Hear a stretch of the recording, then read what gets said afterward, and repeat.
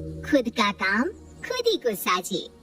नंदिनी को अभी ही एक बेटी हुई थी, लेकिन बच्चा होने के बाद भी नंदिनी को उसके ससुराल में जरा भी आराम नहीं मिलता। ऐसे ही एक दिन नंदिनी अपनी बेटी को संभाल रही थी, तभी उसकी सास कुंती उसे आवाज लगाती है। बहू, ए बहू, कहाँ रह गई? आज मुझे सुबह की चाय मिलेगी या नहीं मिलेगी? अपनी सास की आवाज सुनकर नंदिनी तुरंत किचन में जाती है और अपनी सास को चाय देने लगती है।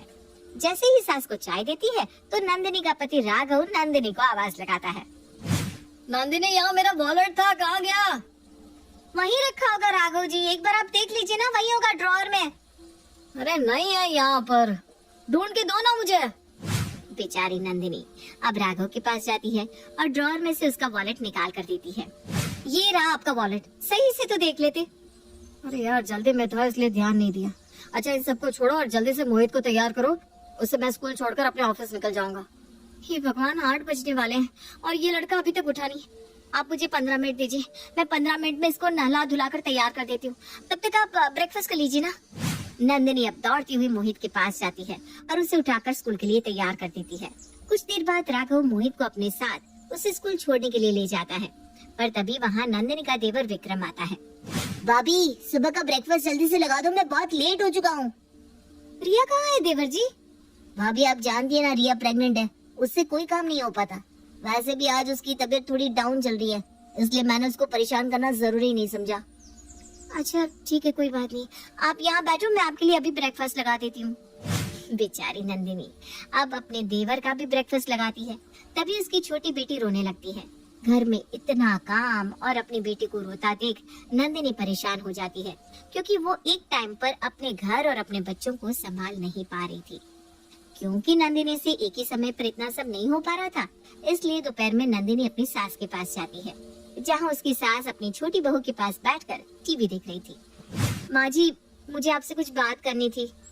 हाँ बोल, क्या बात करनी है? माँ जी, मैं घर में अकेली पड़ जाती हूँ और अकेले ना तो मुझसे बच्चे संभाले जा रहे हैं और ना ही घर का काम हो पा रहा है, और अभी तो रिया भी प्रेग्नेंट है, इसलिए वो भी मेरा हाथ नहीं बटा पा रही है। मैं अकेले ये सब मैनेज नहीं कर पा रही हूँ। तो तू कहना क्या चाहती है? तुझे घर के काम नहीं करने? नहीं माँ जी, मैं ऐसा नहीं कह रही हूँ कि मुझे घर के काम नहीं करने। मैं बस ये कह रही हूँ कि मुझसे अकेले सारे काम नहीं हो पा रहे हैं, तो क्यों ना हम घर में एक नौकरानी रख ले। राम राम राम, नौकरानी? ना बाबा ना, मैं नौकरानी से अपने घर में काम तो क्या, उसका एक पैर भी बर्दाश्त नहीं कर सकती। अगर तुझे काम करना है तो कर, अगर नहीं करना तो छोड़ दे, मैं खुद कर लूंगी। नहीं माँ जी, मेरा ये मतलब नहीं था। अभी मेरी बेटी छोटी है, मुझे उसके साथ साथ इस घर को संभालने में काफी दिक्कत हो रही है। मतलब थोड़ा भी आराम ही नहीं मिल पाता मुझे। आराम? अरे आराम क्यों करना? जब तेरी बेटी तेरे पेट में थी तब पूरे 9 महीने आराम किया कि नहीं तूने?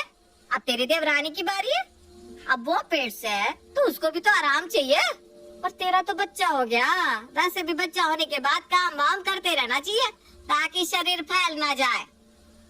हाँ दीदी, माँ जी सही कह रही है, आपको काम करना चाहिए, क्योंकि जब तक आप काम नहीं करेंगी तब तक आप पतली कैसे होंगी। और वैसे भी नौकरानी रखने से अच्छा है खुद का काम खुद ही किया जाए। वो कहते हैं ना, खुद का काम खुद ही को साझे। अब भगवान जाने नौकरानी कहाँ कहाँ से आती है। रिया और कुंती की बात से साफ पता चल रहा था कि नंदिनी को आराम नहीं मिलने वाला, इसलिए नंदिनी उनके सामने कुछ नहीं बोलती और चुपचाप वहाँ से अपने कमरे में चली जाती है। क्योंकि नंदिनी काफी ज्यादा थक जाती है, इसलिए वो रात को जल्दी सो जाती थी। ऐसे ही एक रात राघव नंदिनी के पास आकर बैठता है। क्या हुआ नंदिनी, तुम्हारा चेहरा काफी उतरा हुआ है, तुम्हारी तबीयत तो ठीक है ना? हाँ तबीयत तो ठीक है मेरी, लेकिन बहुत थक जाती हूँ। मुझे खुद के लिए जरा सा भी समय नहीं मिल पा रहा है राघव जी। मैंने माँ से नौकरानी रखने की बात कही तो उन्होंने साफ मना कर दिया। आप तो मेरी बात सुनिए, मतलब मैं चाहती हूँ कि कोई समझे ना समझे, लेकिन आप तो मुझे समझिए। मैं खुद को जरा भी समय नहीं दे पा रही हूँ। बच्चा, घर, परिवार, इन सब में उलझ कर रह गई हूँ। बहुत थक जाती हूँ राघव जी। प्लीज माँ जी से बात कीजिए ना इस घर में नौकरानी रखने के लिए। नंदिनी, तुम्हें पता है ना, इस घर में सिर्फ माँ की चलती है। मैं जानती हूँ राघव जी, लेकिन आप भी तो इस घर के बड़े बेटे हैं। अगर आप माँ जी से बात करेंगे तो वो आपकी जरूर सुनेगी। एक बार आप मेरे लिए बात तो कीजिए। नहीं नंदिनी, मैं माँ से बात नहीं कर सकता। क्योंकि तुम जानती हो माँ किसी की नहीं सुनेगी, और इस घर में माँ की ही चलती है। माँ अपने आगे किसी के चलने ही नहीं देते। इसमें मैं तुम्हारी कोई मदद नहीं कर सकता नंदिनी। राघव के मुंह से ऐसी बात सुनकर नंदिनी निराश हो जाती है और चुपचाप सो जाती है। समय यूं ही गुजरता है और गुजरते समय के साथ नंदिनी अपने घर में काफी थक जाती है। घर के काम और बच्चों से परेशान नंदिनी अपनी माँ को फोन करती है और अपनी माँ से सारी बात शेयर करती है। ये जानने के बाद नंदिनी का भाई वरुण गुस्से में नंदिनी से कहता है, तू पागल हो गई है क्या? अभी कुछ महीने पहले तेरी डिलीवरी हुई है और तू आराम करने की जगह इतना काम कर रही है। तू अपनी सास को बोल ना कि घर में एक नौकरानी रख ले। भैया मैंने माँ जी को कहा था, लेकिन उन्होंने मेरी बात ही नहीं सुनी। ठीक है, अगर उन्होंने तेरी बात नहीं सुनी तो अब तू उस घर में एक पल नहीं रहेगी। मैं आ रहा हूँ तुझे लेने के लिए। नंदिनी को आराम चाहिए था, इसलिए वो भी वरुण के खिलाफ नहीं जाती और उसे अपने घर बुला लेती है। वरुण जब घर आता है तो वरुण को देखते ही कुंती कहती है, अरे वरुण बेटा, तुम यहाँ कब आए? कैसे आना हुआ आज तुम्हारा? बस अपनी बहन को देखने आया था, लेकिन अपनी बहन को देखकर ये लग रहा है कि मेरी बहन इस घर की बहू नहीं बल्कि नौकरानी है, नौकरानी। अरे क्या हालत कर दी आप लोगों ने इसकी। अरे बेटा, घर की बहू है तो घर की जिम्मेदारी तो लेनी पड़ेगी ना इसे। और वैसे भी ये इसी का घर है, खुद के घर में काम करने से कोई नौकरानी थोड़ी ना बन जाता है। आंटी जी आपकी बात बिल्कुल सही है, लेकिन आपको भी तो सोचना चाहिए ना कि मेरी बहन अकेले इतना सारा काम कैसे करेगी। ठीक है, मैं मानता हूँ कि मेरी बहन को इस घर का काम करना है, लेकिन उसकी मदद के लिए आप एक नौकरानी भी तो रख सकती है, जैसे हम लोगों ने एक नौकरानी को रखा हुआ है। तुम लोगों ने नौकरानी रखी है, अच्छी बात है, लेकिन मैं अपने घर में नौकरानी नहीं रखूंगी। अरे पता नहीं कहाँ कहाँ से आते हैं वो लोग, कैसे रहते हैं कैसे नहीं रहते, और वो मेरे घर आकर सीधा मेरे किचन में घुसेगी, मेरे घर के सामानों को हाथ लगाएगी। ना बाबा ना, मेरे बस की नहीं है किसी नौकरानी के हाथ का खाना खाना या उसके हाथों घर की सफाई करवाना।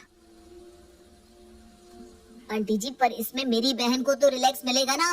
अब थोड़ा उसके बारे में तो सोचिए। तेरी बहन के बारे में सोचा है इसीलिए कह रही हूँ, इस घर में नौकरानी नहीं आएगी। अगर तेरी बहन को कुछ दिन आराम चाहिए तो वो अपने मायके जा सकती है। कुंती की बात सुनकर वरुण अपनी बहन को अपने घर ले जाने लगता है। जाते वक्त कहता है, आंटी जी मेरी बहन को रेस्ट चाहिए और मेरी बहन को उसके मायके में ही पूरी तरह रेस्ट मिलेगा। पर हाँ, आप भी एक बात कान खोलकर सुन लीजिए, मेरी बहन अब यहाँ तब तक नहीं आएगी जब तक आप लोगों को अपनी गलती का एहसास ना हो जाए। हाँ कोई बात नहीं, और जब तुम्हें ये एहसास हो जाए कि तुम्हारी बहन को अपने ससुराल में होना चाहिए तो तुम खुद उसे यहाँ छोड़ जाना, ठीक है? मेरी बहन अब इस घर में तब तक नहीं आएगी जब तक इस घर को उसकी कदर ना हो जाए। इतना बोलकर वरुण अपनी बहन को वहाँ से अपने घर ले जाता है। वहीं कुछ ही दिनों में रिया की भी डिलीवरी हो जाती है। डिलीवरी होने के बाद रिया भी अब घर में अकेली पड़ चुकी थी। वो अपनी न्यू बॉर्न बेबी के साथ टाइम स्पेंड कर रही थी, तभी विक्रम रिया के पास आता है। रिया, तुम अब तक अपने बेटे के साथ ही खेल रही हो? मुझे लेट हो रहा है यार, मैंने तुम्हें कहा था ना मेरी फाइल ढूंढ लो। विक्रम, तुम्हारी फाइल ऑलरेडी मैंने ढूंढ कर रखी है, तुम अपनी नजरें इधर उधर करोगे तभी तो तुम्हें कुछ दिखेगा ना। और ये क्या बोल रहे हो, अपने बेटे मतलब ये तुम्हारा बेटा नहीं है क्या? अरे यार, तुमसे तो बहस करना ही बेकार है। बताओ फाइल कहाँ है, मुझे जाना है। अलमारी खोलोगी तो तुम्हें फाइल दिख जाएगी। रिया की बात सुनकर विक्रम गुस्से में अलमारी खोलता है और वहाँ से फाइल लेकर चला जाता है। कुछ देर बाद कुंती रिया के पास आती है और कहती है, बहू तो पैर होने को आ रही है, आज मुझे खाना मिलेगा कि नहीं? माँ जी अभी तो 12 बज रहे हैं, आपने अभी ही तो ब्रेकफास्ट किया था ना? अरे ब्रेकफास्ट किया था तो इंसान को भूख लग जाती है, और वैसे भी 12 क्या तुझे कम नजर आ रहे हैं? छोड़ अपने बेटे को, इसे मैं संभाल लूंगी, तू जाकर खाना बना ले। कुंती की बात सुनकर रिया उसे कुछ नहीं बोल पाती और वहाँ से गुस्से में चली जाती है। रिया अपनी सास के लिए खाना बना रही थी, तभी राघव रिया के पास आता है और कहता है, रिया आज मेरे सर में बहुत दर्द हो रहा है, एक कप कड़क चाय बना दो, मैं अपने कमरे में आराम कर रहा हूँ, तुम चाय लेकर वहीं आ जाना। ठीक है भैया, आप जाइए, मैं अभी लाती हूँ। राघव वहाँ से चला जाता है और उसी समय रिया का बेटा रोने लगता है। अपने बेटे को रोता सुन रिया सब कुछ छोड़कर बेटे के पास जाती है और उसे चुप करवाने लगती है, पर तभी वहाँ कुंती गुस्से में बौखलाती हुई आती है। मैंने तुझे कहा था ना कि खाने के लिए लेकर आ, लेकिन नहीं, तुझे तो मेरी बात सुनाई नहीं देती। अरे जब मैंने कहा कि मैं मेरे पोते को संभाल रही हूँ, फिर भी तुझे मेरी बात पर विश्वास नहीं हो रहा। माँ जी, मैं आपके लिए खाना ही बनाने गई थी और मैं आपके लिए खाना बना रही थी, लेकिन तभी जेठ जी आ गए। उन्होंने मुझे चाय के लिए कहा क्योंकि उनके सर में दर्द हो रहा था। फिर मैं उनके लिए चाय और आपका खाना दोनों साथ में बना रही थी, तभी मुझे मेरे बेटे के रोने की आवाज सुनाई दी। अब मैं अपने बेटे को देखूं या आप दोनों के काम को? मैं तो बहुत परेशान हो चुकी हूँ। दीदी सही कहती थी, इस घर में एक नौकरानी का होना बहुत जरूरी है। अच्छा, तो अब तुझे जेठानी की याद आ रही है? उसकी कही बात सच लग रही है। और जब मैं उसको डांटती थी तब तो बड़े मजे ले लेकर बोलती थी, खुद का काम खुद ही को साजे। हाँ मैं बोलती थी, लेकिन मुझे ये एहसास नहीं था ना कि अकेले कितना भारी पड़ जाता है। अरे मुझे पता होता तो शायद मैं उनका ही सपोर्ट करती। और दीदी का कहना गलत नहीं है, वो सही कह रही थी। इस घर में एक नौकरानी का होना बहुत जरूरी है। कम से कम वो इस घर के कामों में हाथ तो बटाती थी। रिया गुस्से में अपने बेटे को गोद में लेती है और किचन में चली जाती है। कुछ देर बाद वो अपनी सास को खाना भी देती है और अपने जेठ को चाय भी। रिया गुस्से में मुंह फुलाकर अपने कमरे में बैठी होती है। शाम को जब विक्रम आता है तो रिया विक्रम से कहती है, विक्रम, इस घर में एक नौकरानी का होना बहुत जरूरी है। नंदिनी दीदी बिल्कुल सही कहती थी, अकेले घर को संभाल पाना बहुत मुश्किल है। मेरे पास तो सिर्फ एक बच्चा है, लेकिन उनके पास तो दो बच्चे थे। ऊपर से वो इस घर को इतने अच्छे से मैनेज करती थी। देखो विक्रम, मुझसे अकेले काम नहीं होता, मैं बहुत थक जाती हूँ। प्लीज माँ जी को बोलो ना, वो इस घर में एक नौकरानी रख ले। रिया, मैं तुम्हारी बात समझ रहा हूँ, लेकिन तुम खुद सोचो, जब भैया भाभी के लिए कुछ नहीं कर पाए तो मैं तुम्हारे लिए कैसे कुछ कर लूँ? जब बड़े भाई ने माँ को कुछ नहीं कहा तो मैं माँ से कैसे जुबान लड़ा सकता हूँ? ठीक है, कोई बात नहीं। जैसे दीदी इस घर से गई है, लगता है वैसे ही मुझे भी आराम करने के लिए मायके जाना होगा। विक्रम, मैं कल अपने मायके जा रही हूँ। माँ जी से ये बात कह देना कि माँ जी जब अपने विचार बदल ले तब मैं वापस आ जाऊंगी। इतना बोलकर रिया सोने के लिए चली जाती है और अगले दिन वो भी अपना सामान पैक करके मायके जाने लगती है। पर तभी उसकी सास उसे रोकते हुए कहती है, अरे बहू, सुबह सुबह अपना बैग पैक करके कहाँ जा रही है तू? माँ जी, मैं अपने मायके जा रही हूँ। मैं यहाँ बहुत थक गई हूँ। मैं ना तो खुद को समय दे पाती हूँ, ना ही विक्रम जी को, और ना ही अपने बच्चे के लिए समय निकाल पाती हूँ। मैं इस घर के कामों में इतनी उलझ गई हूँ कि मैंने खुद को ही खो दिया है। इसलिए मैं कुछ दिनों के लिए अपने मायके जा रही हूँ। अच्छा, तो तुझे भी अपनी जेठानी के जैसे भूत चढ़ गया है आराम का। ठीक है, जा, मैं तुझे रोकूंगी नहीं। अरे मैं अपने घर को खुद संभाल सकती हूँ। तुम दोनों के आने से पहले भी संभालती थी ना अपने घर को, आगे भी संभाल लूंगी। रिया अपनी सास की बातों का कोई जवाब नहीं देती और वहाँ से चली जाती है। समय गुजरता है और गुजरते समय के साथ कुंती अपने घर को अकेले संभालने लगती है। कुंती किचन में खाना बना रही थी, तभी विक्रम अपनी माँ को आवाज लगाता है, माँ, कल रात को ही आपने कपड़े प्रेस किए थे और अभी ये प्रेस किसने तोड़ दी? अब मैं क्या पहन कर जाऊँ? अरे तो क्या हो गया, कोई और कपड़े पहन ले। जरूरी है क्या यही पहनना है तुझे? माँ, आज मेरे ऑफिस में मीटिंग है और मीटिंग में मैं कैजुअल ड्रेस पहनकर नहीं जा सकता। मुझे ऑफिशियली रहना पड़ता है यार। अच्छा ठीक है, गुस्सा मत कर। मैं अभी तेरे कपड़े को दोबारा प्रेस कर देती हूँ। हो सकता है मुझसे ही खराब हो गए हो। कुंती की बात का जवाब विक्रम नहीं देता और नहाने के लिए चला जाता है। वहीं कुंती विक्रम के कपड़े प्रेस कर देती है। उसी समय राघव कुंती के पास आकर कहता है, माँ, अब तक ब्रेकफास्ट नहीं बना, टाइम देख रही हो अब? अगर ऐसे ही लेट करती रहोगी तो मैं तो पहुँच गया ऑफिस, और कर लिया ऑफिस में काम। अरे राघव, इतना गुस्सा क्यों कर रहा है? मैं विक्रम के कपड़े प्रेस करने लग गई थी, वरना मैं ब्रेकफास्ट बना देती। थोड़ी देर रुक जा, अभी बना कर लाती हूँ। नहीं, रहने दो माँ, मैं बाहर से कुछ खा लूंगा। वैसे ही मुझे बहुत लेट हो चुका है आज। इतना बोलकर राघव गुस्से में भूखे पेट अपने ऑफिस चला जाता है। आज कुंती बहुत ज्यादा थक जाती है और अपने बेटे को भूखा जाता देख उसे जरा भी अच्छा नहीं लगता। शाम को जब उसके दोनों बेटे घर आते हैं तो अपनी माँ को थका हारा बिस्तर पर देखकर माँ से पूछते हैं, क्या हुआ माँ, आपकी तबीयत तो ठीक है ना? हाँ माँ, तबीयत ठीक है ना। आप इतनी थकी हुई इस तरह सोफे पर क्यों बैठी हो? राघव, विक्रम, आज तुम्हारी माँ बहुत थक गई है। पहले मैं इस घर को कितने अच्छे से संभाल कर रखती थी, लेकिन बहू के आने से मेरी आदत छूट गई और अब उम्र होने की वजह से मुझसे कोई काम भी नहीं हो पा रहा। पर माँ, इस घर में जो काम करती थी, जिसने इस घर को संभाला हुआ था, आपके प्रेशर की वजह से वो इस घर को छोड़कर चली गई। उन्होंने आपसे मांगा ही क्या था? मदद के लिए एक नौकरानी। अगर आप मदद के लिए एक नौकरानी रख देती तो शायद ना तो आज नंदिनी जाती और ना ही रिया। भैया बिल्कुल सही कह रहे हैं माँ, आप तो बस हम दोनों में ही उलझ गई।